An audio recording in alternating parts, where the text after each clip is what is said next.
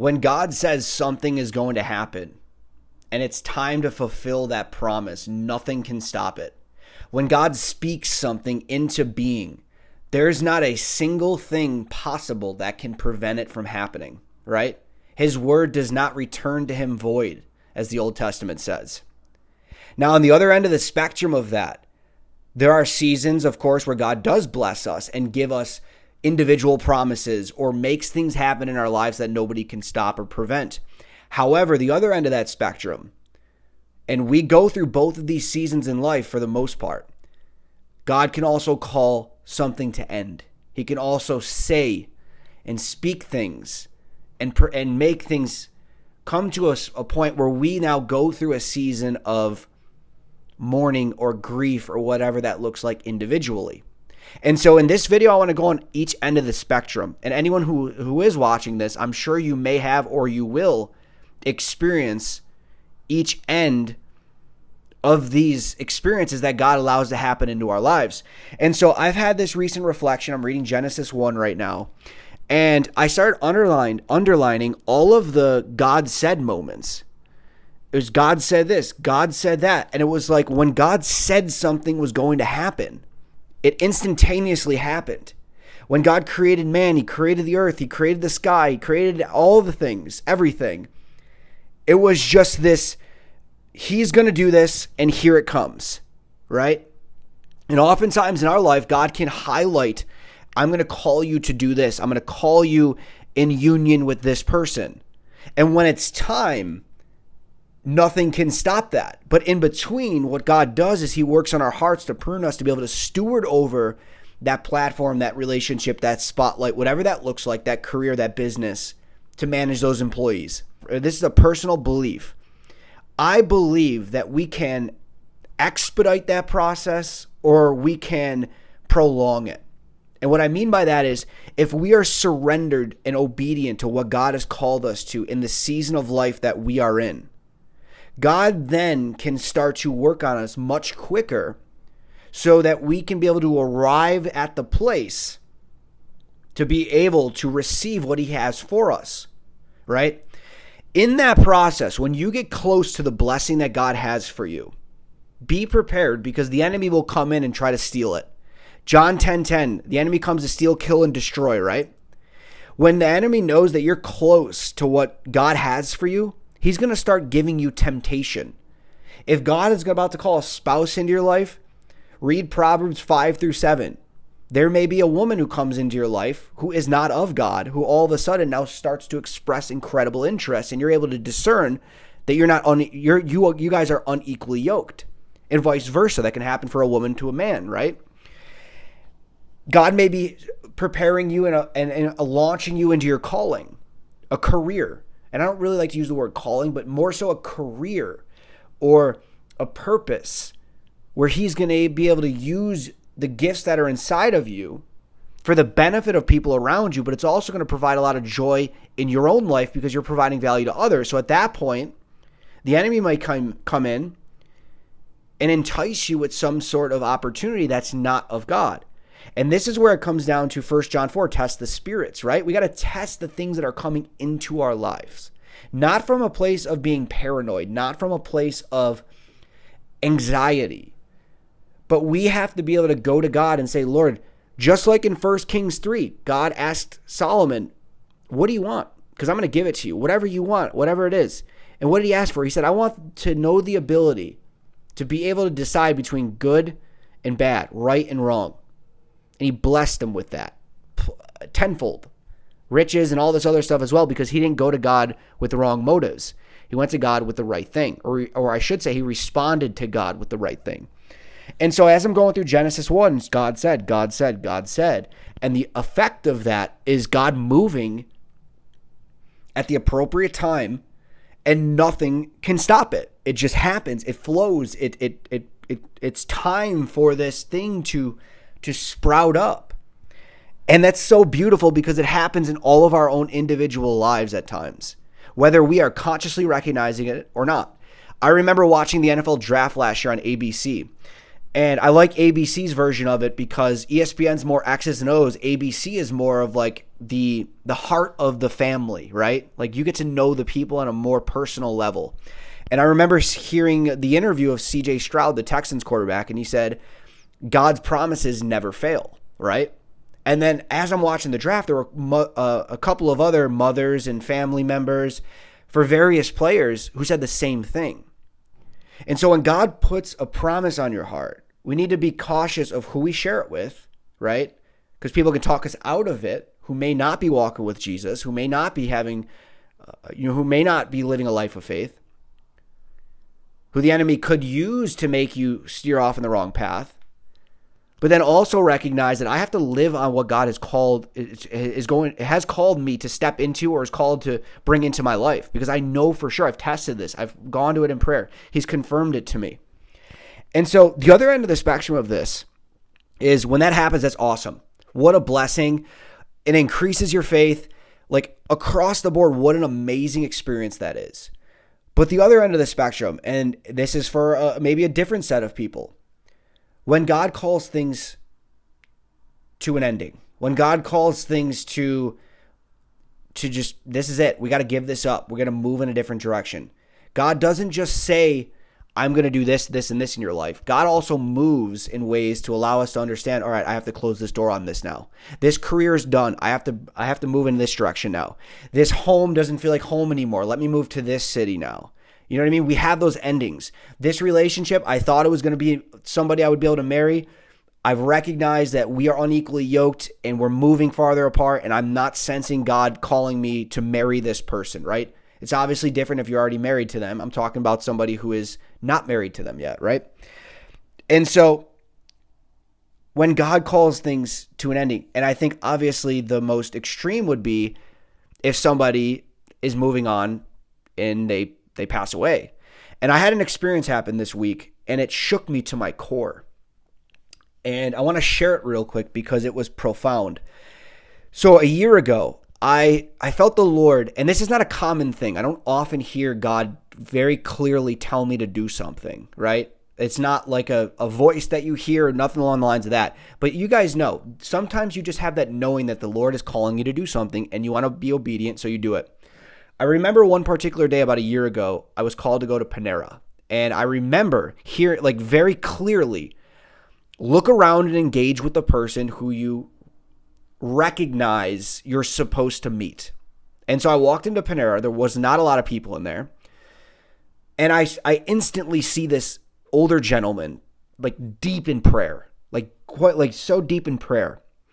And I'm like, I look around, I see nobody else. I'm like, this has got to be him. This has got to be somebody maybe I'm supposed to meet.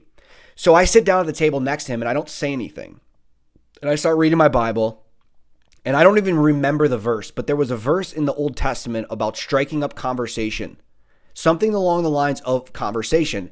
And I started laughing and I'm like, all right, I'm going to talk to this guy. And I started engaging in conversation, and he turned. And this man, the most gentle, just filled with light, just a beautiful radiating godliness of a man, turned and just embraced me, just embraced conversation, just got so deep into just acknowledging me as a man, as a person. And he saw my Bible. He had I believe he was reading some sort of book of faith. He read a lot. Every time I saw him, he was typically reading. And we just had this conversation about faith. We had this conversation about God. We started talking about our own lives. And I just appreciate it because he just poured into me. And he was 80 years old, and he just poured into me. And we sat there for, I want to say, maybe an hour or so. And then every week I started running into this guy, whether it was at the coffee shop or I started running into him at the gym, and he called it the health club. And I absolutely love that. He said, I'm going at the health club, I'm going to the health club. And so I started to develop a relationship with this man, and he would just pour into me. He would always be asking me about things in my life, my family. He'd always be telling me he's praying for me and praying for the certain circumstances. And I started to grow close with this gentleman. I met his wife, a beautiful, godly woman, and I would sit down with this man every other week or so, and we would just talk about God. We would talk about life and faith, and I loved it and appreciated it so much. he went on, I remember him talking about he went on this cruise and he was going with his wife and he was so excited. This was a couple of months ago. And then I didn't see him for like 2 months. And all of a sudden I run into him a couple of weeks ago at the coffee shop. And he used to drive around this old beat up car. And he looks at me and he goes, Brian, I just got this new car. And he was so lit up and so excited. He's like, because I've never spent money like this to get a vehicle. Like, I've always had my car, and then I had to roll the windows up, and there was no air conditioning and stuff. And he's like, now I got heated steering wheels, a heated steering wheel, and a heated seat, and I love it so much. And this guy was just filled with joy and gratitude and thankfulness. And I just remember, like, wow, that's so beautiful. Like, that's amazing. Like, he deserves that. The next week, I ran into him again at the coffee shop. We had a quick conversation, catch up. It was awesome to see him. And then the following day, I ran into him again, but this time at the gym. Like, our times it was weird. Like, it wasn't even the same time all the time. It was just, we were just being connected. And I saw him at the gym, and he was on one of the machines. And I said, man, 2 days in a row, here we go.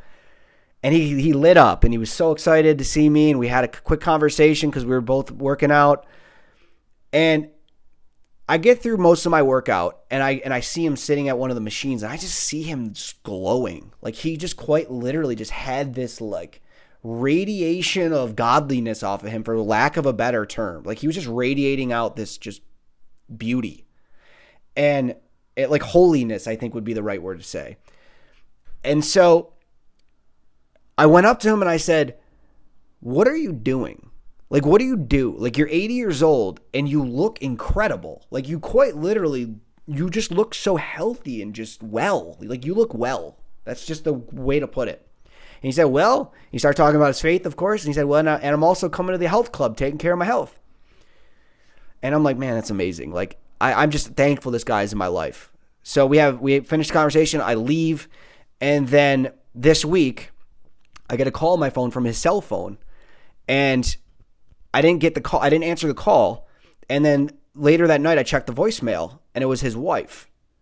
And his wife told me, Brian, just want to let you know that this gentleman suddenly passed away. And I was like, wow. And she was just, her response was, it was his time. God called him in. He died peacefully. It was his time. God said it was his time. And I sat back and I just reflected. And I was very sad. And it made me realize it doesn't matter how much we work on our external, our health. Doesn't matter what car we drive. Doesn't matter how our fitness schedule is. Doesn't matter how often we go to church. Doesn't matter. When God says it's time, whether it's a positive thing or a negative thing. And I wouldn't even look at death as a negative thing. If you're a believer, you know where you're going, right? But in a worldly viewpoint, it would look as a negative thing. Of course, there's grief and sadness in processing those emotions for family members and stuff. I get that. But when God calls things to end, he knows what he's doing. And can we rely on when God does call us into seasons of maybe suffering or sadness or things ending, can we process that and say, you know what? It's okay. I know God has a great plan for this. I know this ended for a reason. And at the same end of this, in the same end of the spectrum, can we also live our lives with gratitude and thankfulness, not just for the things that ended, but also when God does call us into new things, when God does call these blessings into our lives, are we going to take them for granted? Are we going to lack the ability to have awareness that every good and perfect gift comes from above, like James 1:17 says? Can we sit there with appreciation and thankfulness that God has finally brought this thing into fruition for us? Whether it's taken months or years, whatever it looks like, can we sit there and appreciate it, knowing that we've reached a certain level of spiritual maturity and the ability to steward over that thing now? Can we sit there and do that? And so this was my reflection this week with my life experience with going through Genesis 1, where God says, God says, God says. And so I hope this video provides encouragement or comfort to somebody who may be in one end of those two seasons. And most likely, Lord willing, we live long lives and we're going to experience both ends of those. We will have new beginnings and blessings. We will have things end. But how do we show up? Does that impact our view of God? Do we allow the good things to take us away from God to where now those things become idolatry, a form of idolatry? Or can we put them in its proper place and recognize that these are gifts from God? And without God, I don't have these things. And he can take them away as fast as he brought them into your life. Living from that heart posture. So not taking things for granted, not pushing to the next thing, not being lost in worldly greed or envy, or scrolling through and God's blessed you with a beautiful home, but you see somebody posting on Instagram a home that's 6 times bigger and you're like, oh, I wish I had that. End all of that. And can we allow the things that God wants to take from us to gracefully be removed from our lives without trying to go backwards? And so if you guys got value in this video, I invite you to subscribe. It's a new channel. It supports it. And if not, I at least hope that I would see you guys in the next video.